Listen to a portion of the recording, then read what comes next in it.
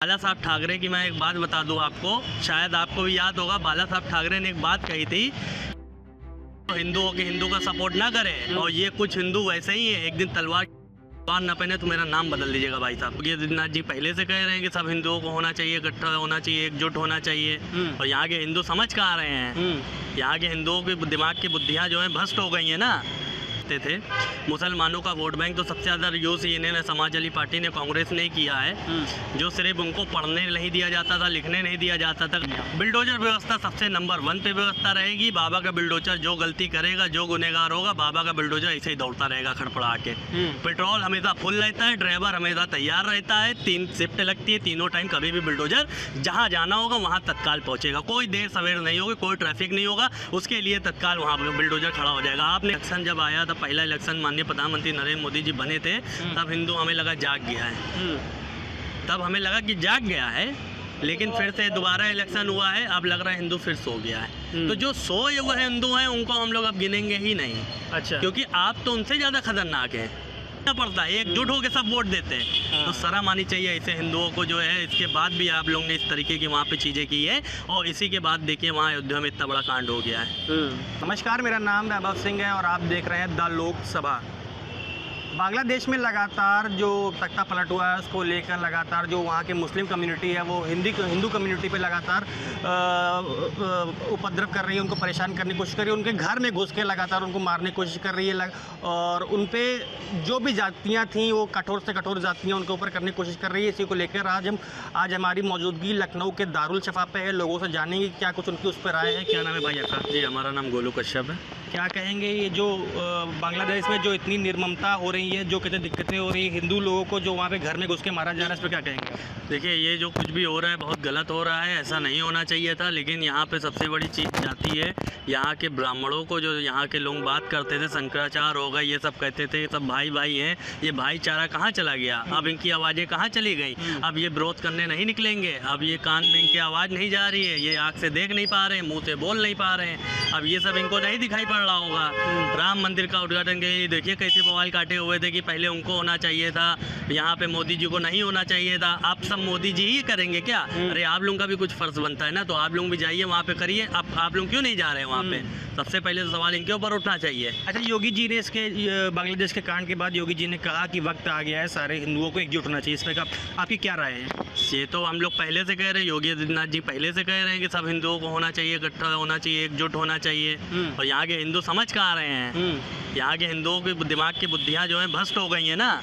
जो कुछ लोग थे, जो लोग बहकावे में आ गए हैं, उनकी भ्रष्ट हो ही गई है। अभी इन लोग को जो है और सोचना चाहिए कि आगे क्या होगा। आने वाले टाइम पे अगर इन लोग नहीं संभल पाएंगे, नहीं इन लोग माननीय योगी आदित्यनाथ जी के, माननीय नरेंद्र मोदी जी के कहने पे चीज़ें करेंगे, तो आगे भी यही परिणाम अपने भारत में भी होगा।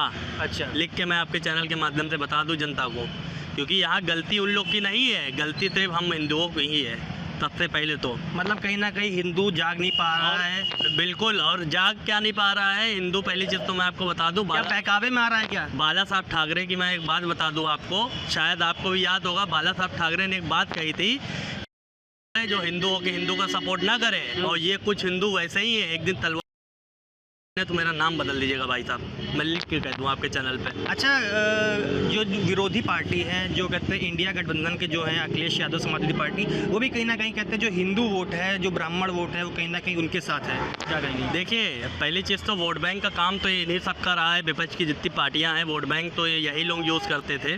मुसलमानों का वोट बैंक तो सबसे ज़्यादा यूज़ इन्हें समाजवादी पार्टी ने, कांग्रेस ने किया है। जो सिर्फ उनको पढ़ने नहीं दिया जाता था, लिखने नहीं दिया जाता था। अगर पढ़ लिख लेंगे तो वो आगे बढ़ जाएंगे, हम लोग पीछे रह जाएंगे।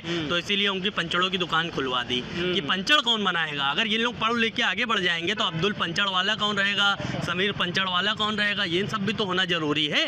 तो इसलिए इन लोग को आगे नहीं बढ़ाया गया, और कोई रीज़न नहीं है। भारतीय जनता पार्टी अपनी 2014 के बाद से सरकार बनी है माननीय नरेंद्र मोदी जी की, और 10 साल के टारगेट पे 10 साल जो है रिपीट हुई है सरकार, ये तीसरी बार हुई है। आप जो है मुसलमानों को देखिए हर एक चीज़ का लाभ भी मिल रहा है, उनको पढ़ाया भी जा रहा है, मदरसे से भी उनको काफ़ी चेंजेस हुआ है जब से 2014 के बाद सरकार बनी है बीजेपी की।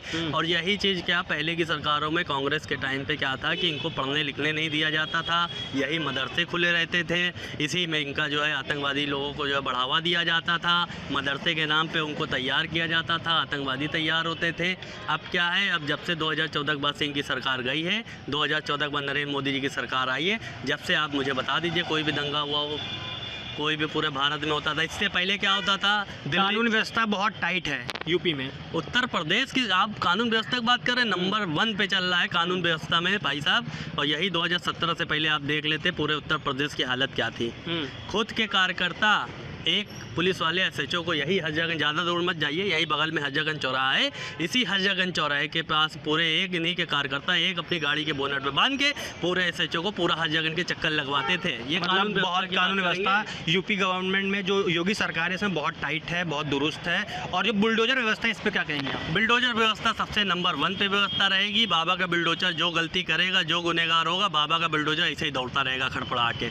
पेट्रोल हमेशा फुल रहता है, ड्राइवर हमेशा तैयार रहता है, 3 शिफ्ट लगती है, तीनों टाइम कभी भी बुलडोजर जहां जाना होगा वहां तत्काल पहुंचेगा। कोई देर सवेर नहीं होगी, कोई ट्रैफिक नहीं होगा, उसके लिए तत्काल वहां पर बुलडोजर खड़ा हो जाएगा। आपने गलती की, फ़ोन आया घर से, अरे बेटा यहाँ आपने कोई गलती की, नीचे बुलडोजर खड़ा है, ये स्थिति हो जाएगी। अच्छा, अभी एक वीडियो वायरल हो रही थी बांग्लादेश की कि जिसमें बांग्लादेश के जो मुस्लिम जो लोग हैं वो हिंदू लोगों की अंडरवियर खोल के ये देख रहे हैं खतना हुआ है कि नहीं, और खतना हुआ है तो ठीक, अगर नहीं हुआ है तो उनको मारे दे रहे हैं। क्या कहेंगे? देखिए, ये ऐसे गिरे हुए लोग हैं, इनकी सोच जो है इसी तरीके की लोगों की सोचें हैं। इससे जो है सीख लेनी चाहिए अपने भारत में।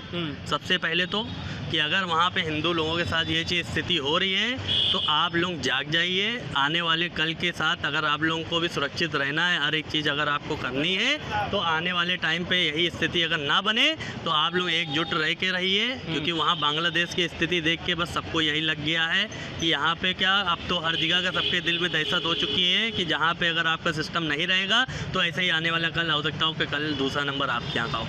अच्छा, जी, भारत में भी तख्ता पलट अगर ऐसा हो सकता है अगर हिंदू जागरूक नहीं हुआ। जी, 110% यही होगा। और हम आपको फिर बता देते हैं कि अभी हिंदुओं की आप बात कर रहे हैं, हिंदू मैं आपको बता दूं, हिंदू 2014 में इलेक्शन जब आया था, पहला इलेक्शन माननीय प्रधानमंत्री नरेंद्र मोदी जी बने थे, तब हिंदू हमें लगा जाग गया है, तब हमें लगा कि जाग गया है। लेकिन फिर से दोबारा इलेक्शन हुआ है, अब लग रहा है हिंदू फिर सो गया है। तो जो सोए हुए हिंदू हैं उनको हम लोग अब गिनेंगे ही नहीं। अच्छा, क्योंकि आप तो उनसे ज़्यादा खतरनाक हैं, आप तो उनसे ज़्यादा खतरनाक हैं। जब यहाँ पे जब बात हुई थी सबका साथ सबका विकास सबके विश्वास पे काम हो रहा है, तो आपको आपत्ति किस बात की थी? आप मुझे ये बताइए सबसे पहले। अयोध्या में जो केस चल रहा था, सदियों से चला आ रहा है, हम लोग के जो दादा बेचारे निकल गया, उनके टाइम पे उनके टाइम पे जब चीज़ें हुई थी, केस हुआ था, तब उनके टाइम पे चीज़ें हो रही, देखते देखते बेचारे वो ख़त्म हो गए हैं। हम लोग छोटे छोटे थे, हम लोग के टाइम से सुनते चले आ रहे हैं, हाँ अयोध्या मंदिर बनेगा बनेगा बनेगा, बनते बनते इतने से हम लोग इतने हो गए, आने वाला बच्चा होने वाला है। अब ये हाल है। अब इनकी सरकार में अगर ये इतना बड़ा फैसला आया है तो हम लोग को तो खुशी होनी चाहिए। अगर यही नरेंद्र मोदी जी जो है यही मुसलमानों के लिए पक्ष में ले आते तो उन लोग को नरेंद्र मोदी जी को वोट के लिए बोलना ही ना पड़ता, एकजुट होकर सब वोट देते हैं। तो शर्म आनी चाहिए ऐसे हिंदुओं को जो है। इसके बाद भी आप लोग ने इस तरीके की वहाँ पे चीज़ें की है, और इसी के बाद देखिए वहाँ अयोध्या में इतना बड़ा कांड हो गया है। वहाँ का सांसद बदलते ही इतना बड़ा कांड हो गया है, और जिस व्यक्ति ने किया है वही सांसद के साथ रहता है, कंधे पे कंधे हाथ रख के चलता है, कंधे पे कंधे हाथ रख के रहता है, कंधे पे कंधे रख के दोनों लोग खाना बहुत करीबी है, वो सांसद करीबी है। और ये चीज़ आप सबसे बड़ी शर्म की बात होनी चाहिए। अयोध्या वाले लोगों लेके गलत बात नहीं है कि उनको शर्म के मारे ये सरजू नदी बगल में वहीं जाके डुबकी लगा के डूब मरना चाहिए। इस तरीके की चीज़ें उन्होंने की है, शर्म आनी चाहिए। अब उनको भी इस चीज़ का अफसोस होगा, लेकिन अफसोस करने से क्या फ़ायदा है जब आपको पहले जब आपके हाथ में चीज़ें थी, आपको पता था कि इतनी बड़ी चीज़ों अयोध्या में क्या कमी छोड़ दी है नरेंद्र मोदी जी माननीय योगी आदित्यनाथ जी ने। वहाँ का जाइए पूरा नक्शा बदल दिया गया। क्या चीज़ की व्यवस्था नहीं की है? रोजगार की बात करते थे, वहाँ रोजगार नहीं है, रोजगार नहीं है, रोजगार की लाइन लग गई है। अब उसके बाद भी आप लोग ने इस तरीके की चीज़ें की है, तो आप लोगों से शर्मदार कोई हो नहीं सकता है। आने वाला कल भी यही कहेगा कि वहाँ के अयोध्या वाले किस तरीके के लोग थे कि उनको वहाँ पे हर एक चीज़ मिली, उसके बाद भी जो है सरकार को वोट नहीं